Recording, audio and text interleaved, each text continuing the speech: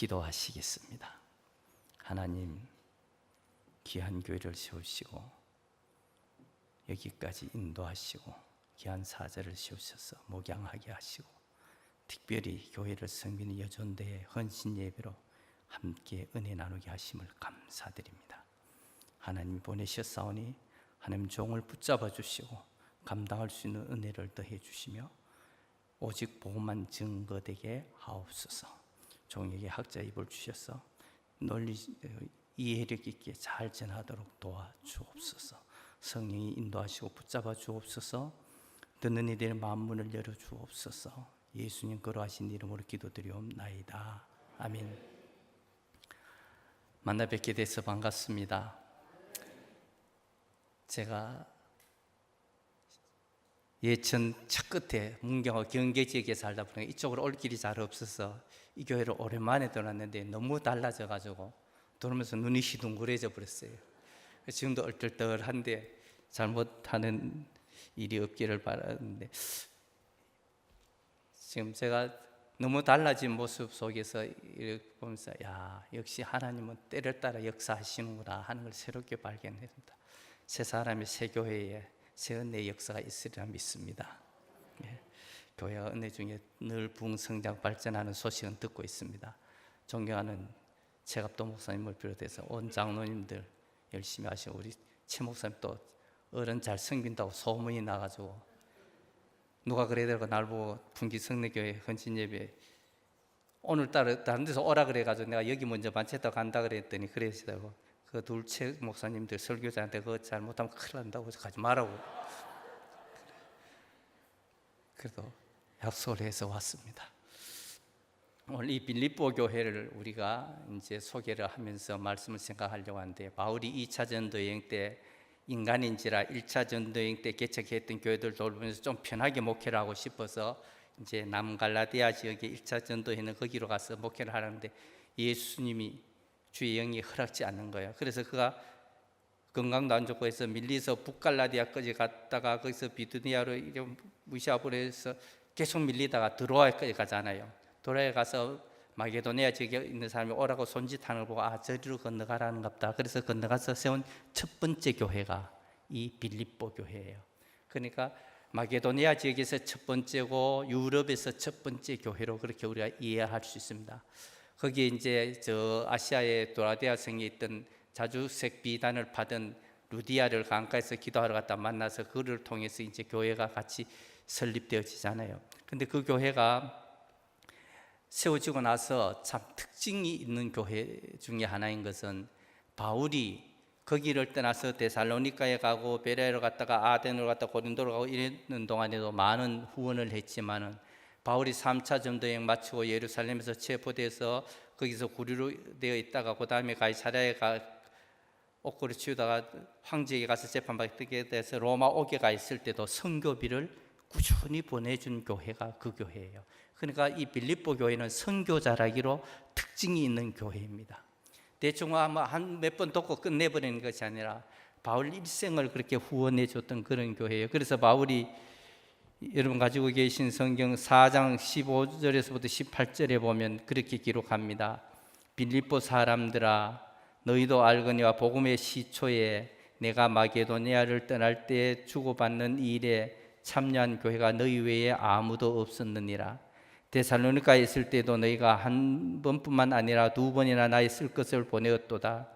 내가 선물을 구함이 아니요 오직 너희에게 유익하도록 풍산 열매를 구함이라고 하면서 그런 얘기를 해요. 그러니까 굉장히 많이 도웠던 그런 교회인데 이 교회도 지상에 있는 교회다 보니까 불완전한 교회예요. 그러다 보니까 조금의 모순도 있었어요. 그게 뭔가 하면 교회 안에 여성도들끼리 서열 다툼이 있었단 말이죠. 그래서 바울이 그 얘기를 듣고 이거는 고쳐야 되겠다. 그래서 이제 그 갈등을 잠재우기 위해서 글을 썼는 게 어딘가 하면 4장 2절에서부터 3절에 있어요. 내가 유오디아를 구원하고 순두계를 구원하노니 주 안에서 같은 마음을 품으라. 또 참으로 나와 멍에를 같이 한 내게 구하노니 복음에 나와 함께 힘쓰던 저 여인들을 돕고 글레멘드와 그 외에 나의 동역자들을 도우라. 그들이 생명책에 기록되어 있느니라 그랬어요. 그러니까 아무리 모범적인 교회고 좋은 교회도 지상에 있는 교회들은 다 불완전하잖아요. 그러니까 이런 모순들이 있을 수 있는데, 이런 모순들을 우리가 그냥 나쁘게만 볼 게 아니고 이들도 어쩌면 그 시대의 상황 때문에 그랬으라고 이해를 할 필요는 있는 것 같아요. 하여튼 그건 좀 이따 더 생각하기로 하고, 그런 교회에다가 바울이 빌립보서를 써주잖아요. 이것은 왜 쓰는가 하면, 바울이 로마 옥에 있을 때 빌립보 교회가 선교비를 거두어서 이제 전달을 해야 되는데, 그 로마까지 그 돈을 가지고 갈 수 있는 사람이 필요하잖아요. 믿고 덜썩 보내는데 가다 마음이 변해서 도망가 버리면 안 되잖아요. 선교비 다 날아가잖아요. 그리고 또 그까지 가는 동안 별의별 사람 다 만나는데 그걸 지켜낼 수 있는 힘도 있어야 되고, 가는 지리에 익숙하고 언어에도 능통해서 배를 갈아타면서 그까지 갈 수 있는 사람을 구하다 구했는 사람이 누군가 하면 에바브로디도라는 사람이에요. 근데 그 에바브로디도가 선교비를 거기 가져가서 바울에게 잘 전했어요. 그런데 너무 돈을 가져가다 보니 긴장을 했는 탓인지 가서 막 전달하고 아파버려가지고 제 시간에 돌아오지는 못하는 거예요. 그러니까 에바브로디도가 갔다가 와야 되는데 아직 안 오니까 이 빌립보 교회는 수소문을 할 거 아니에요. 그랬더니 이 로마에서 보낸 소식이 뭔가 하면, 에바브로디도가 왔다가 몸이 아파서 지금 못 가고 있는데 회복되면 보내준다고 그래, 너무 걱정하지 마라 그래라고 이제 연락하니까, 또 이쪽에서는 아이고 우리가 몇 푼 안 되는 그 선교비문에서 바울 사도들이 이렇게 걱정만 끼쳤다고 그러면서 걱정을 하고 하는 게 왔다 갔다를 몇 차례 했어요. 그러다가 하나님의 은혜로 이 에바브로디도가 회복이 돼요. 그래서 야, 이젠 네가 가야 되겠다, 빨리 가야 저들이 안심을 하니까. 그래서 돌려보내면서 그동안 선교비를 보태준 데 대한 감사와 그 교회가 아름답게 성장해가는 감사의 마음으로 이 빌립보서를 써줘서 빌립보서가 이제 글이 전달되게 되는 거죠. 근데 이것이 그러다 보니까 시기적으로 조금 많은 시간이 지나서 주경학자들의 학설을 빌리면 63년이나 64년경에 로마옥에서 이 편지를 써줬다 그래요. 같은 옥중서신인데도 불구하고 에베소서, 골로새서, 빌레몬서하고는 다르게 이것은 조금 더 늦게 쓰여져. 그 세 개는 같은 시기에 쓰여지지만, 그런데 이 편지가 우리에게 굉장히 심금을 울리는, 아주 사랑이 넘치고 애정이 넘치는 그런 편지라는 것을 우리가 읽어보면 알 수가 있어요. 하여튼간 이 교회가 이렇게 은혜로운 교회였는데, 이 교회에 대해서 바울이 이런 편지를 쓰면서 요 본문 앞에 보면 교회가 하나 될 것을 얘기를 해요. 교회는 어떻게든 하나가 되어서 은혜롭게 성장해 가야 된다는 얘기를 하고 나서, 여기서는 이제 성도들이 어떻게 신앙생활을 하는 것이 바람직한가, 흠없는 성도가 되려면 어떻게 해야 되는가, 그걸 지금 얘기를 하고 있거든요. 내가 지금 설교하면서 너무 유혹받는데 이 설교하고 마이크 내가 가져가도 될까요? 진짜 음량이 너무 좋아요. 제가 가던 교회 중에 지금 제일 좋아요. 진짜 좋네요. 부럽습니다. 오늘 여기 여러분들 가지고 있는 성경 본문 보십시오. 12절에 보면 두렵고 항상 복종하여 두렵고 떨리는 마음으로 너희 구원을 이루라 그랬잖아요. 우리가 이 세상 살면서 아무리 내가 뭐 돈을 말고 출세해도 우리의 구원을 이루지 못하면 우리는 인생 실패자예요. 예수님의 비유 속에 나오는 부자와 거지 나사로 얘기 속에서, 부자는 매일 좋은 옷을 입고 연락하면서 즐기고 살았지만 음부에 내려가잖아요. 근데 그 집에 문전에서 걸식하던 나사로는 죽어서 아브라함의 품에 낙원에서 살잖아요. 누가 승리자예요? 나사로잖아요. 그러니까 우리는 항상 어떻게 살아야 되느냐, 신앙생활을 하면서 우리의 구원을 완성하는 일에 노력해야 된다 그 말이죠. 우리가 믿음으로 구원은 받았어요. 그러나 아직도 우리는 구원이 완성되지는 않았잖아요. 완성을 향해 가고 있잖아요. 그 완성을 해서 하나님 나라에 들어가기까지 우리는 어떻게 해야 돼요? 꾸준히 우리의 신앙과 삶을 돌아보면서 바르게 이끌어 가야 된다 그 말이죠. 여기서 우리에게 구원을 이루라는 이 말씀을 왜 하느냐, 부지런히 신앙생활하고 열심히 봉사했음에도 불구하고 천국 못 갈 자들도 있는 거예요. 나더러 주여 주여 한 자마다 다 천국에 들어가는 것이 아니라 내 아버지의 뜻대로 행하는 자가 들어간다라고 마태복음 7장 21절에 얘기하잖아요. 그 말씀 때문에 그런지 바울 사도도 자기가 꾸준히 복음 전하면서 경건 생활을 했던 이유 중에 하나를 고린도전서 9장 27절에 이렇게 기록합니다. 내가 내 몸을 쳐 복종하게 함은 내가 남에게 전파한 후에 자신이 도리어 버림을 당할까 두려워함이라 그랬어요. 바울 자신도 자기가 꾸준히 하나님을 위해서 일한다고 해놓고 나중에 버림받을까 봐 어떻게 해요? 늘 자기를 쳐서 복종시켜요. 그 말을 오늘 본문에 연결시키면 자기의 구원을 이루기 위해서 그는 평생토록 노력했다, 그 말이 아니겠어요? 근데 그 구원을 이루라고 하면서 바울사도 여기 어떻게 얘기합니까? 항상 복종하여 그랬습니다. 한두 번이 아니고 꾸준히 지속적으로 시종일 동일하게 복종하라는 얘기예요. 뭐에?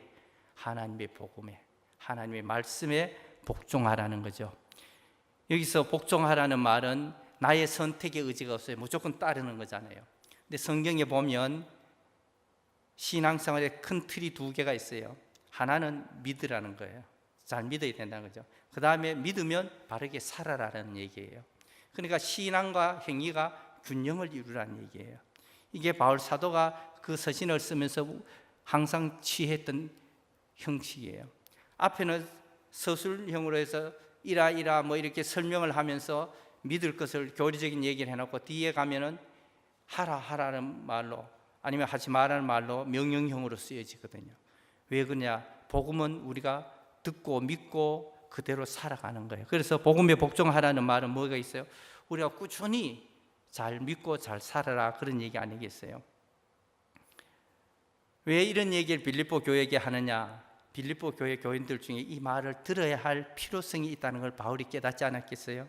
그래서 이 말씀을 하시는데, 빌립보 교회 교인들 중에 열심히 잘하는데 조금 지나쳐서 문제가 되었던 것 같아요. 그래서 이 얘기를 하는데, 우리가 흔히들 가유불급이라 그러잖아요.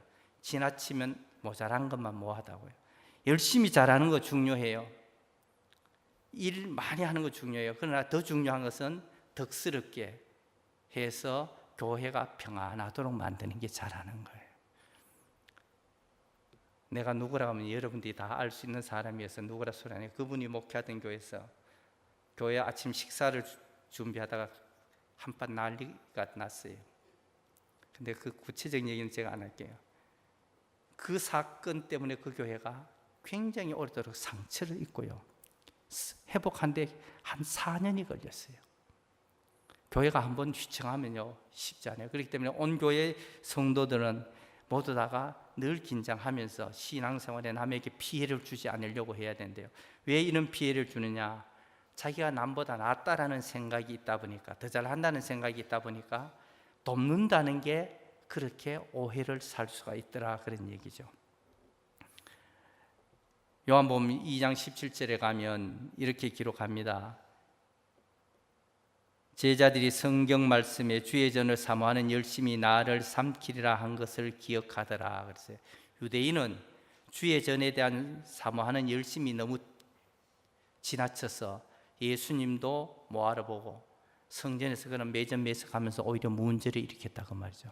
사도 바울도 열심히 특심이잖아요. 지나쳤어요. 그러다 보니까 하나님을 위해서 산다고 하는 것이 예수 믿는 자들 잡아 옥에 가두고 죽이는데 가편투표하고 그러잖아요.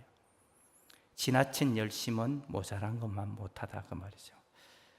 우리가 인생 살면서 신앙생활을 해가는데 남의 일 간섭하다가 내 구원을 놓치면 그보다 더 어리석은 게 어디 있겠어요? 그러니까 우리는 꾸준히 자기 구원을 이루기 위해서 노력해야 된다, 그 말이죠. 근데 그 구원을 이루는 것이 아까도 말씀드렸지만 이미 믿었기 때문에 구원은 받아놨어요. 보장되어 있어요. 근데 하나님의 나라 들어가기까지 우리는 계속 성화를 이루어 가야 돼요. 그래야 영화의 나라에 들어가는 거예요. 그걸 성화를 이루는 것을 바로 여기서 구원을 이루라, 그렇게 말씀하셨다고 저는 생각합니다. 그러면서 누가 보든 안 보든 바울이 있을 때든 없을 때든 그 구원을 위해서 꾸준히 노력하라는 거죠. 오늘 여기 여전도 회원을 비롯해서 모든 성내교회 성도님들, 이 세상 얼마 살지는 모르잖아요.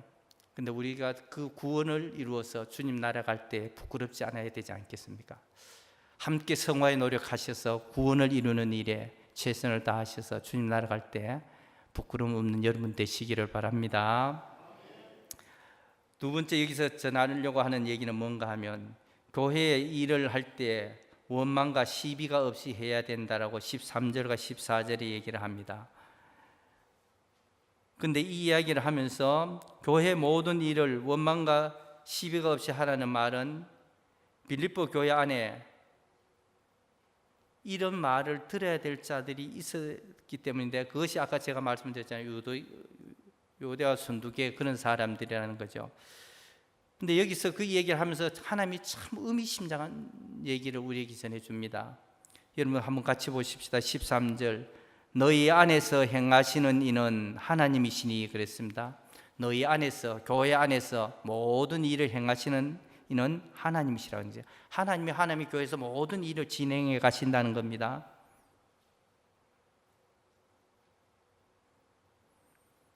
어떻게 진행하십니까? 자기의 기쁘신 뜻을 위하여서 너희에게 소원을 두고 행하게 하신다는 거죠. 하나님의 기쁘신 뜻을 위해서 한 사람 한 사람에게 소원을 두고 그들로 하여금 그 일을 하게 해서 하나님의 일을 진행해 가신다 그 말이에요. 그러니까 우리가 교회에서 신앙생활 할 때 우리가 뭘 계획하고 진행하고 이게 아니라 하나님의 계획을 이루시기 위해서 우리에게 감화 감동을 하시고 그때가 돼서 그 일을 추진하게 하신다, 그렇게 생각하셔야 돼요. 그게 성도의 성숙도고 그것이 성화의 모습인 겁니다. 우리가 나서서 뭘 한다 이러면 이미 끝나는 거예요. 빌립보 교회의 하나님은 이 말씀을 통해서 그렇게 얘기합니다. 빌립보 교회의 하나님께서 기쁘신 뜻을 두고 성도들 하여 모든 일을 진행하게 하신다는 거지. 그렇기 때문에 우리가 어떻게 해야 되냐? 원망과 시비가 없이 해야 된다고 말이죠. 하나님이 진행해 가신데 우리가 좁은 소견 가지고 이성적 판단으로 가타부타 하는 것은 하나님의 섭리의 역행이 될 수도 있고요, 하나님이 하시는 일에 저항이 될 수도 있어요. 그렇기 때문에 우리는 어떻게 해야 되느냐? 모든 일을 할 때 하나님이 하나님의 기쁘신 뜻을 이루시기 위해서 각자에게 달란트를 주시고 은혜도 주시고 능력도 주시잖아요. 그대로 모든 일을 이루어 가야 된다 그 말이죠. 우리가 뭘 하려고 하기 전에 하나님이 누구를 통해서 어떻게 섭리하시냐에 따라서 거기에 맞춰서 우리가 하는 것이 중요하다, 그런 얘기죠. 교회 안에 원망과 시비가 없이 일을 하라고 할 때 자기를 돌아보고 남을 생각해야 돼요.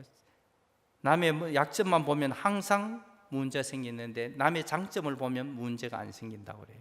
그래서 우리는 하나님의 일을 할 때 시비가 생기지 않도록 하기 위해서는 자기를 낮추고 겸손하게 남을 나보다 낫게 여기는 마음이 필요한데, 우리가 살아보면 그게 잘 안 되잖아요. 왜 그래요?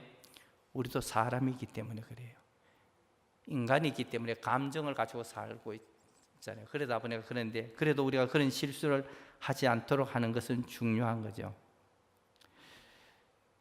근데 바울이 빌립보 교회에게 이 얘기할 때는 분명히 자기가 뭔가 알아서 이 얘기할 거 아니에요. 근데 두 가지에서 우리가 추측은 해볼 수 있어요.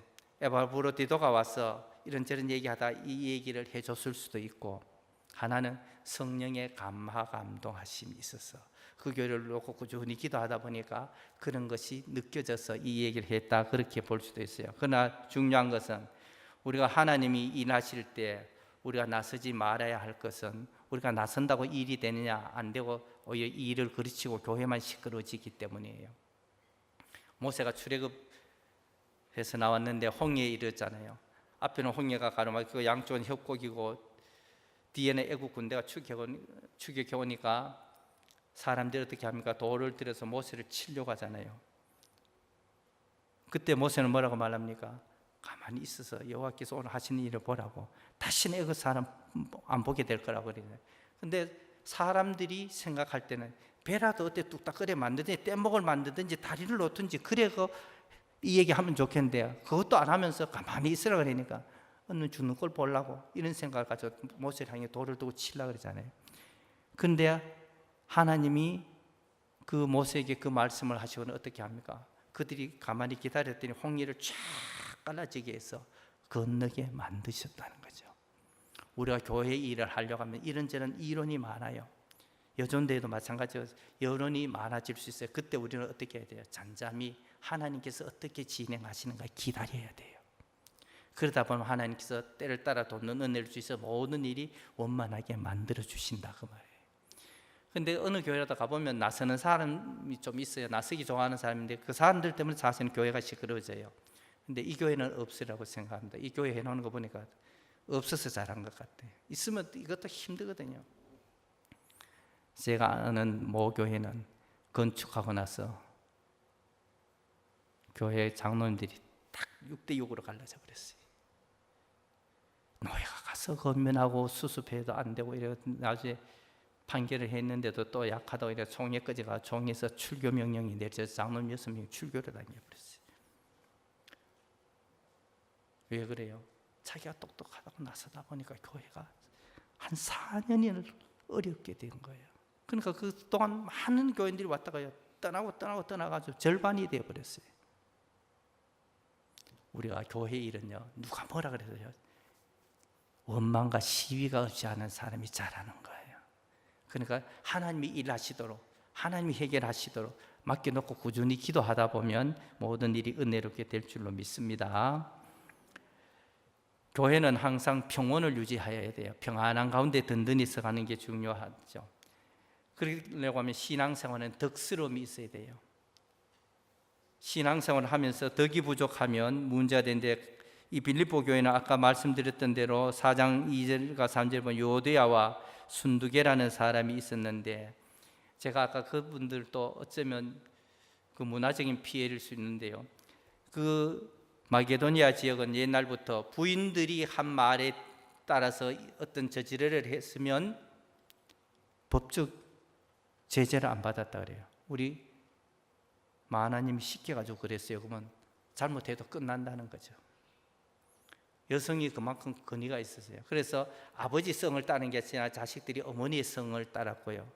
그때 당시만 해도 그 마게도니아 지역에는 여자들이 개인 재산 소유권이 있어져서 자기 재산을 자기 이름으로 등록할 수 있었고, 죽고 난 다음에 여자들이 기념비도 세워주고 이랬다는 거죠.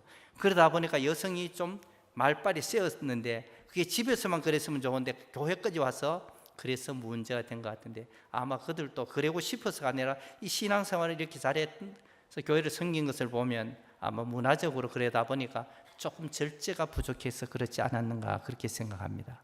하여튼 우리는 교회 일할 때 원망과 시비가 없도록 하기 위해서 자기를 돌아보고 덕스럽게 살면서 매사에 절제하는 일이 중요하죠. 성령의 열매 가운데 마지막 열매가 절제 열매잖아요. 근데 그 절제 열매를 제일 뒤에 둔 이유가 있어요. 앞에 거 다 이루어도요, 마지막에 절제 못하면 앞에 거 다 쏟아버리는 거예요. 절제를 잘할 때 덕이 나타난 거고, 그럴 때 교회가 평안해진다는 거죠. 바로교는 이 교회 모든 여전도 회원들 비롯해서 모든 성도들이 정말 이렇게 원망과 시비가 없이 주의 일을 잘 하셔서 이 교회가 은혜 가운데 일주일장 부흥하는 역사 있기를 바랍니다. 그 다음에 그래서 15절과 16절에 이런 얘기를 하죠. 이는 너희가 흠이 없고 순전하여 어그러지고 거스르는 세대 가운데서 하나님의 흠없는 자녀로 세상에서 그들 가운데 빛들로 나타나며 생명의 말씀을 밝혀 나의 다름질이 헛되지 아니하고 수고도 헛되지 아니하므로 그리스도의 날에 내가 자랑할 것이게 하라, 그런 얘기죠. 교회가 원망과 시비가 없이 일해야 되는 두 번째 이유가 여기 나타나는 거예요.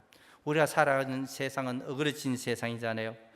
하나님의 뜻을 거스르는 이 세상 속에 우리가 살면서 흠이 없고 순전한 성도들이 되어져서 세상에서 빛과 소금이 되고 그리스도의 향기가 되어져서 이제까지 이 교회에서 말씀을 전하시며 가르치신 목회자들의 수고가 헛되지 않고 선배 성도들의 수고가 헛되지 않고 여러분들의 수고가 헛되지 않아서 나중에 어디 가서든지 우리 성례교회 자랑할 거리가 있도록 하기 위해서 원망과 시비가 없이 하라, 그런 얘기죠. 우리가 이 세상 살면서 나중에 다 하나님 나라 가야 되잖아요. 그때 우리가 잘못 살아서 자랑할 것이 없으면 그것도 부끄러울 일 아니겠어요? 우리는 그 교회 어려운데 그렇게 섬겨서 했다고, 그 교회 질 때 어떻게 했다고, 그 교회 리모델링 할 때 우리 어땠다고, 이런 얘기 할 수 있잖아요. 근데 남들이 다 해놓은 뒤에 난 구경만 하다 왔으면 부끄럽잖아요. 우리가 믿음의 생활하는 인생 여정에서 우리의 모든 수고가 목회자들이 가르쳐준 대로 그 수고도 헛되지 않고 선배 성도들이 잘 전통을 세워준 걸 잘 이어받아 개성 발전시키는 그런 수고를 통해서 우리도 자랑할 것이 있어야 되는 거예요. 그러니까 여전도회를 비롯해서 모든 성도들은 일할 때 자기 일을 나타내서 자기가 뭘 박수받고 갈채받으려는 것이 아니라 하나님 앞에서 이렇게 섬기다 왔습니다라고 얘기할 수 있는 거리를 만들며 살아가야 된다는 거죠. 부끄럽게 살다 가면 하나님 앞에 고개 들 수 없잖아요. 우리가 아무리 잘하는데 뭐 그분 앞에서 우리가 고개를 들고 큰 소리 치겠습니까만, 그래도 부끄럽지 않게 이렇게 하다 왔습니다라는 얘기를 우리가 할 필요는 있는 것 같아요. 그러니까 여기서 우리가 흠이 없고 순전한 성도가 될 때 그런 자랑거리가 있다는 걸 기억하시고, 그렇게 자기를 거룩하게 잘 성화시켜서 그렇게 살아가는 여러분 되시기를 바랍니다. 마지막으로 여기 17절에 18절에 바울이 그런 얘기를 하죠. 만일 가정입니다. 너희 믿음의 제물과 섬김 위에, 빌립보 교회 성도들의 믿음이라고 하는 제물과 그 섬김 위에 자기를 전제로 드릴지라도 그랬어요. 전제가 뭡니까? 다른 말로는 관제라고 얘기도 해요. 성경에 보면 예배 드리는 형식에 따라 분류한 것이 불에 태워야 된다고 하제가 있고요, 이렇게 들어서 흔들어서 한다고 요제가 있고, 들었다 내렸다 한다고 거제가 있어요. 근데 여기서 전제는 뭔가 하면 액체로 된 것을 잔에 따라서 하나님 앞에 드리는 거예요. 기름이나 향유나 뭐 제물에서 뺀 피라든가 뭐 이런 것들인데, 여기서 자기를 전제로 드릴지라도 하는 이 말은 바울이 자기가 죽어서 순교의 제물이 될지라도 그 말이에요. 어떻게 하겠다는 얘기면, 나는 기뻐하고 너희 무리와 함께 기뻐하리니, 빌립보 교회 성도들과 함께 자기가 그렇게 희생당하는 것도 기뻐하겠다는 거죠. 그렇기 때문에 너희도 기뻐하고 나와 함께 기뻐하라 그러잖아요. 그런 순교적인 정신으로 살며 순교를 실천하는 바울을 보면서 잘못돼서 어깨가 쪘다고 비난할 것이 아니라 오히려 그것을 기뻐하면서 복음을 위해서 살다 저렇게 된 것을 기억하면서 자신을 전제로 드릴지라도 빌립보 교회를 향해서 자기를 아끼지 않겠다고 하는 그 사랑이 넘치는 애정이 서려있는 이 말처럼, 우리도 정말 우리 자신을 교회를 위해서 드릴 때 전제로 드려서 우리가 순교의 제물이 될지라도 오히려 그것을 기뻐하면서 신앙생활을 한다라면 하나님 앞에 갔을 때 부끄럽지 않지 않겠는가, 그런 얘기죠. 이 세상 것 다 해놓고 마지막에 주일 하려고 그러면 이미 시간 다 지나버렸죠. 힘 떨어지죠. 돈 떨어지죠. 그러면 하나님 일 하고 싶어도 못해요. 주의 일도 내가 힘이 있을 때, 혈기 왕성할 때, 금전적으로나 뭐 재력적으로 이런 거 모든 힘이 있을 때 하는 게 중요해요. 젊은 시절, 좋은 시절은 뭐 날 위해 사고 자식들 위해 산다고 다 사놓고 나이 들어가지고 일하겠다고 하면 오히려 자신도 힘들고 남도 힘들 수 있어요. 그렇지만 우리가 연세 높으신 분들이 그렇게 하는 것 교회가 원치 않는다는 얘기 아니에요. 하나님 다 받으셔요. 그러나 중요한 것은 우리가 그런 일을 할 때 자기를 순교의 제물로 드리는 마음으로 기뻐하면서 주의 일을 하자, 그런 얘기입니다. 교회 일을 하면서 이런저런 불평하고 원망하고 하면 자기에게도 은혜가 안 되고 성도들에게도 은혜가 안 돼요. 그래서 우리는 늘 섬기는 일, 봉사하는 일, 헌신하고 충성하는 일 하시되 기쁨으로 하자는 얘기입니다. 왜 또 해야 되냐고, 안 하면 안 되냐고, 남들은 안 하는데 왜 하냐고, 그러면 교회가 어려워져요. 즐거운 마음으로 여러분 봉사하시기를 바랍니다. 말씀을 마무리할게요. 시간이 많이 갔습니다. 자신의 구원을 이루는 일에 우리가 힘써야 된다는 거 한순간도 잊지 마시고요, 항상 복음에 복종하면서 주의 일을 하시되 원망과 시비가 없이 잘 하시기를 바랍니다. 이 세상 살면서 흠없고 순전한 하나님의 자녀로 살기 위해서 꾸준히 자기를 돌아보고 자기를 채찍질하면서 말씀에 합당하게 살아가시고요, 세상의 빛들로 나타나서 주님 재림하시는 그날에 우리 함께 주님 앞에 가서 얼싸안고 기뻐하면서 자랑하면서 주를 맞이할 수 있는 그런 일이 있도록 노력하시고, 늘 교회를 사랑하시고 헌신하고 봉사하시되 기쁨으로 여러분의 사명을 잘 감당하셔서 주님 앞에 서는 날에 우리 함께 하나님께 영광 돌릴 수 있는 모두가 될 수 있기를 바랍니다. 기도하시겠습니다.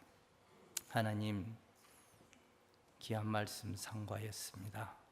말씀을 통해 우리 모두 은혜 받게 해 주옵소서. 감사를 드립니다. 이 말씀 아버지, 우리가 가슴 깊이 간직하고 주님 오신 그날까지 믿음의 생활 승리하게 주의 성령이 우리를 붙잡아 주옵소서.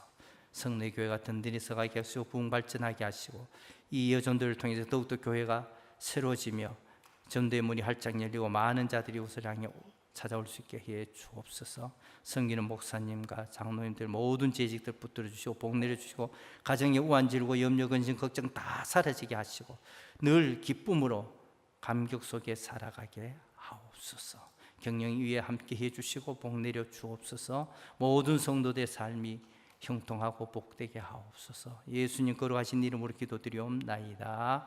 아멘.